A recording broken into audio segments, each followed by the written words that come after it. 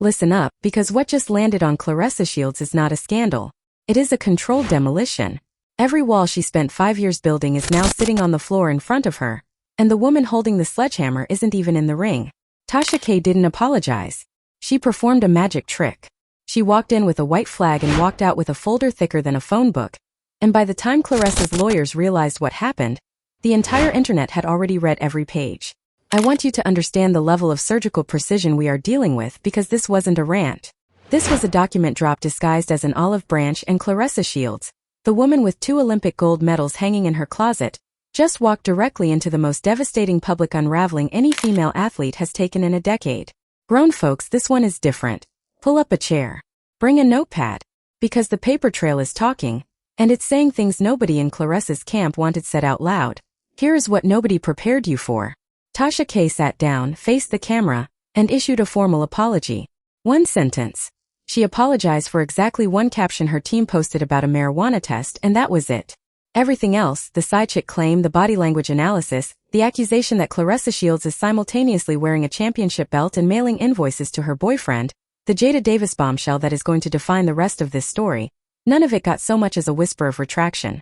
Because none of it, according to Tasha K and her legal team, was wrong. Hear me. The apology wasn't the message. The apology was the wrapping paper. Under the wrapping paper was a gift, and inside the gift was a bomb, and the bomb had Claressa Shields' name written on every side of it. Tasha K knows exactly what a public apology does to an audience. Disarms them. It lowers every wall. And a disarmed audience is the most receptive audience on planet Earth for the information you are about to deliver.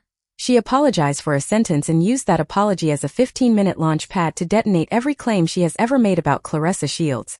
And she did it with a calm voice, a straight face, and a stack of receipts that read like a federal indictment. Now, before we get into the underage allegations, before we get into the pregnancy horror, before we get into the paid boyfriend theory that is currently melting the timeline, we need to talk about the moment that started this whole cascade. Claressa Shields shows up in Hawaii after a win. Cameras rolling. Papoose is right beside her, doing what Papoose always seems to be doing in these photo ops, looking somewhere else. Not at Claressa. Not at the camera. Somewhere else. And Tasha K, watching that footage, said the quiet part loud. She said Papoose didn't look interested. She said he looked like a man wondering why anybody was pointing a lens in his direction. And then she said the phrase that snapped the internet in half. She said the side chick just popped up. Now watch what happens next, because this is where the whole thing gets slippery. Claressa Shields fires off a cease and desist. Lawyers to lawyers. Papers to papers. And Tasha K's legal team goes through every claim with a magnifying glass.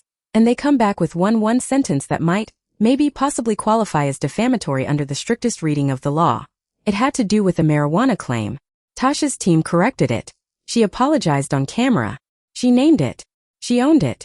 And then she looked into that lens and she said, I did not defame this woman. I described her. That distinction is the entire ballgame. Description isn't defamation. Documentation isn't defamation. Tasha K didn't retract the side chick claim.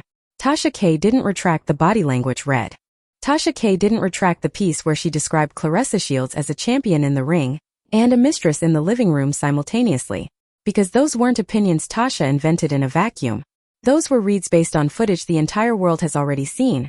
The BET Awards walk where Papoose looked past Claressa Shields like she was a stranger holding his coat.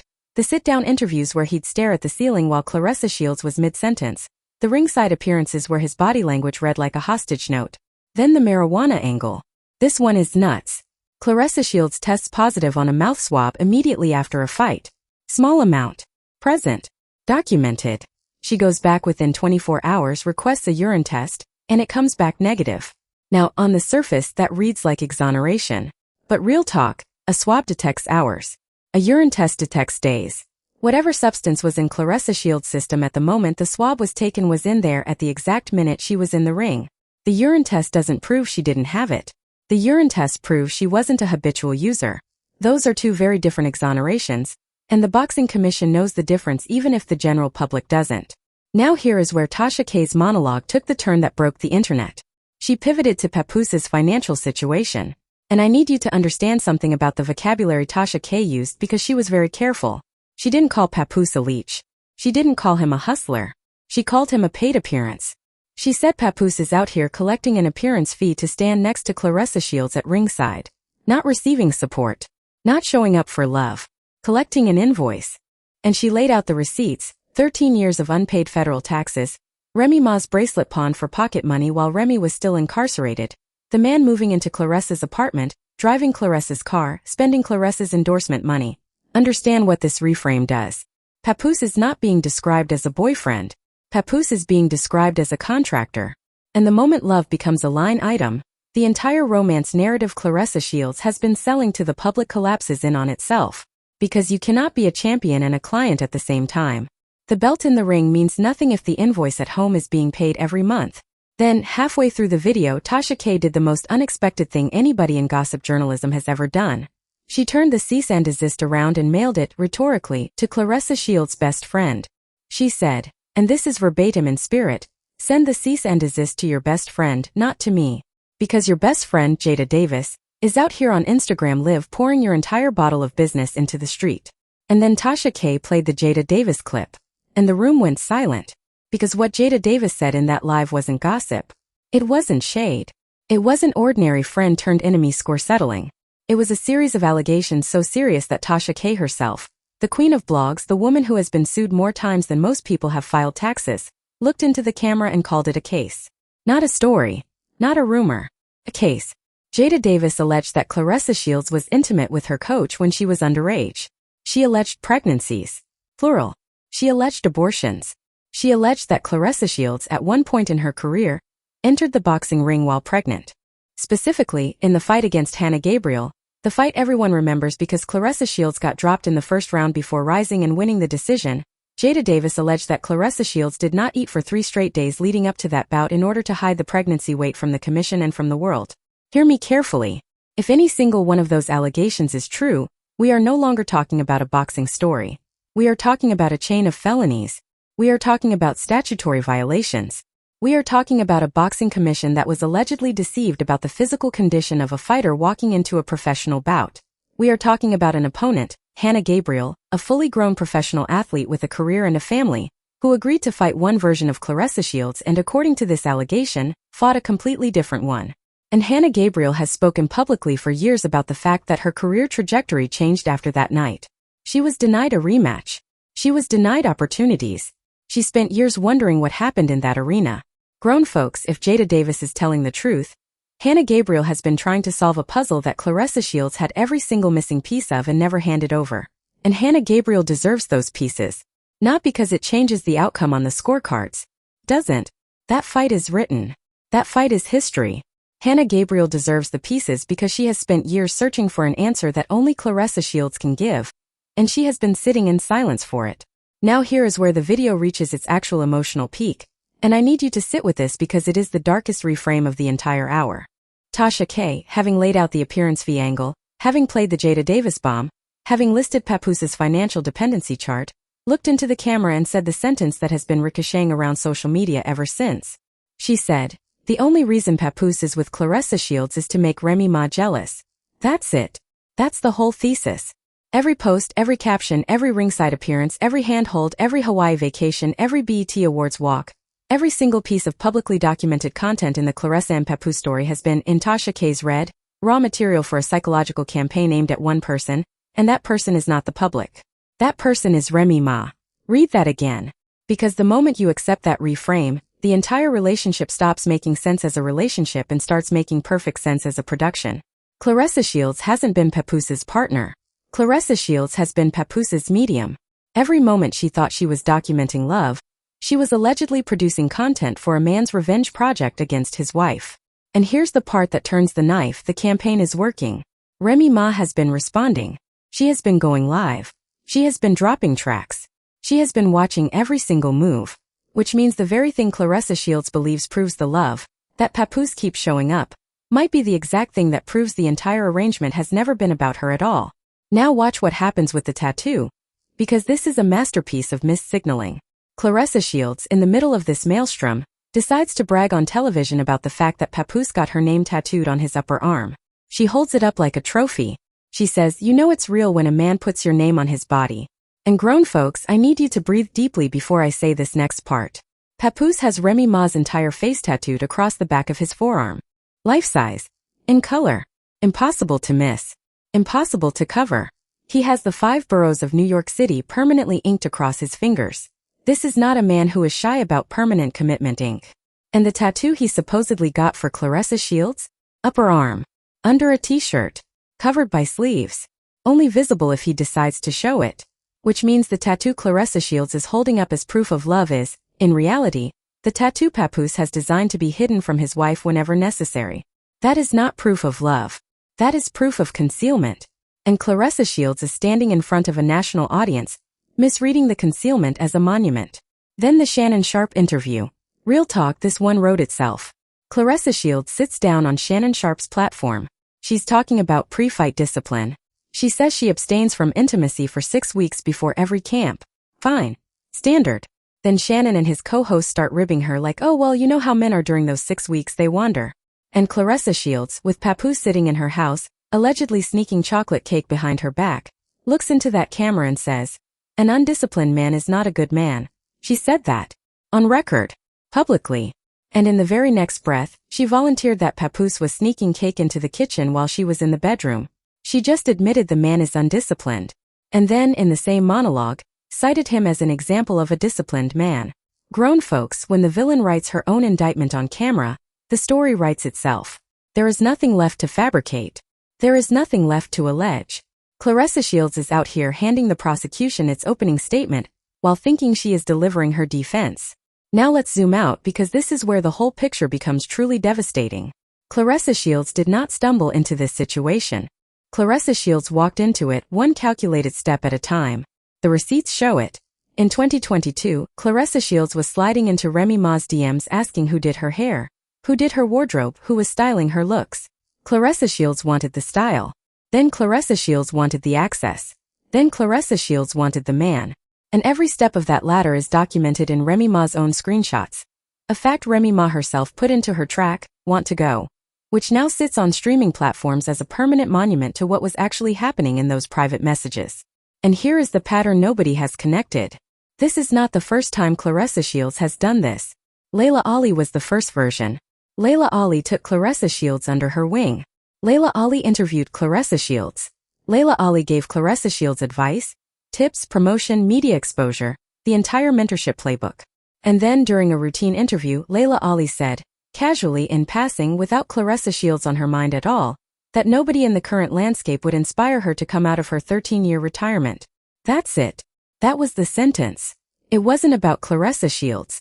It wasn't directed at Claressa Shields. It wasn't even referencing Claressa Shields. It was Layla Ali saying she was in a new season of her life. Claressa Shields interpreted that as a personal attack. Started calling Layla Ali every name available in the English language. Turned on the woman who had mentored her. And every observer who watched that happen with Layla Ali is now watching the exact same pattern replay with Remy Ma, at a higher volume with worse consequences. Because covetousness is not a moment. Covetousness is a habit. And the habit, once installed, will chew through every friendship, every mentorship, every relationship that has ever tried to feed it. Now here is the meta-reframe that reorganizes everything you thought you knew about the last 12 months of headlines. Remy Ma is winning. Loud. Publicly. Overwhelmingly. Remy Ma got Papoose off her couch, out of her house, and onto somebody else's utility bill. Remy Ma has a network deal. Remy Ma has movie projects in production. Remy Ma has music charting.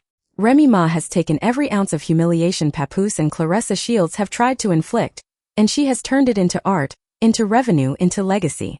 That is what Taylor Swift does. That is what every serious artist across every genre does. You take the pain, you monetize it, you crystallize it, and you leave your enemies watching you get richer off the exact wound they inflicted. And that is role model behavior. That is what a young woman watching this story is supposed to see. Not a champion running around wearing another woman's husband like a piece of costume jewelry.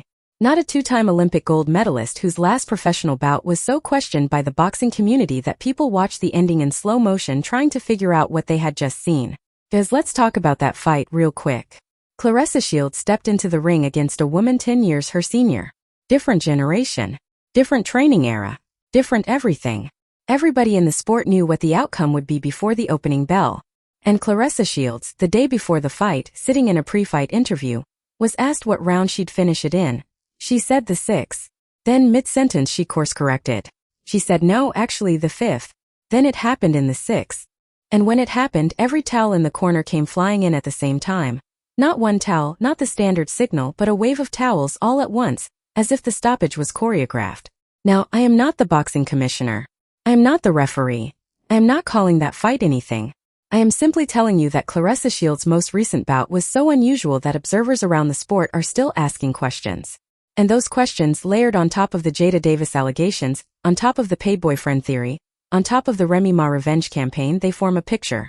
And the picture is of a fighter whose competitive integrity is being interrogated at the exact same moment her personal life is being interrogated, at the exact same moment her past is being interrogated. 3 fronts. All burning. All at once. And here is the part one really need you to sit with. Remy Ma warned her. On record. In writing. Remy Ma said in a public message, "I am not your enemy." Remy Ma tried to hand Claressa Shields the exit ramp. Remy Ma tried to say, "Do not end up where you are about to end up." And Claressa Shields, in her covetousness, in her hard-headedness, in her insistence on interpreting kindness as weakness and warning as threat, walked directly past the exit and straight into the wreck. That is the tragedy of this story. Not that Claressa Shields is being exposed. Not that Papoose is being invoiced in public. Not that Jada Davis is dropping allegations that would sink most careers.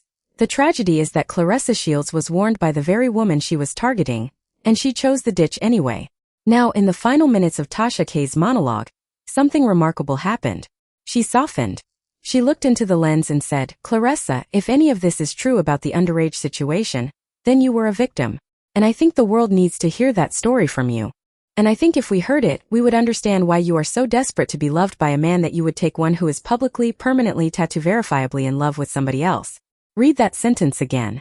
Because the woman Claressa Shields sued, the woman Claressa Shields tried to silence with lawyers, just publicly extended empathy to Claressa Shields on camera. That is not a plot twist. That is a full circle. That is a woman who was dragged into a legal fight by an athlete she was reporting on, and who, at the very end of the storm, chose to close her monologue with compassion for the person who tried to shut her down. And that compassion from the person Claressa Shields tried to erase is going to hit harder than every allegation combined. Because when your opponent starts feeling sorry for you, you are no longer in a competition. You are in a situation. And situations require a completely different kind of exit than competitions do. So here is where we stand. Fought pregnant. Starved 3 days. Nobody in the arena knew. Apology was the wrapping paper. Receipts were the gift. Positive swab at the fight. Negative urine the next morning. Paid appearance fee, not romantic partnership. Jada Davis allegations aren't gossip. They are a case. Hanna Gabriel deserves the truth. Sued by Claressa Shields, then defended Claressa Shields against Jada Davis in the same breath. Every post was allegedly content for a campaign to reach Remy Ma. And if he actually valued Claressa Shields, it would be Claressa Shields alone. Not a tattoo hidden under a sleeve. Not a public appearance for a fee. Not a wife being made to watch from across the internet. 2 questions before I let you go. Question 1. Claressa Shields is allegedly paying Papoose an appearance fee to walk beside her in public. Do you believe Claressa Shields fully understands the financial dynamic of that arrangement? Or do you believe Claressa Shields genuinely thinks this is love? Question 2. Papoose is allegedly using Claressa Shields as a psychological weapon aimed at his estranged wife Remy Ma. Remy Ma keeps responding, new songs, new lives, new public statements. Do you believe the campaign is working? Or do you believe Remy Ma has been playing chess this entire time while Papoose was playing checkers? Drop your verdict in the comments. Tag the friend who called it first. And meet me right back here for the next chapter, because the paper trail is still being written and Claressa Shields' team hasn't even seen page 2 yet. The evidence is not gossip. The evidence is the story. And the story just started.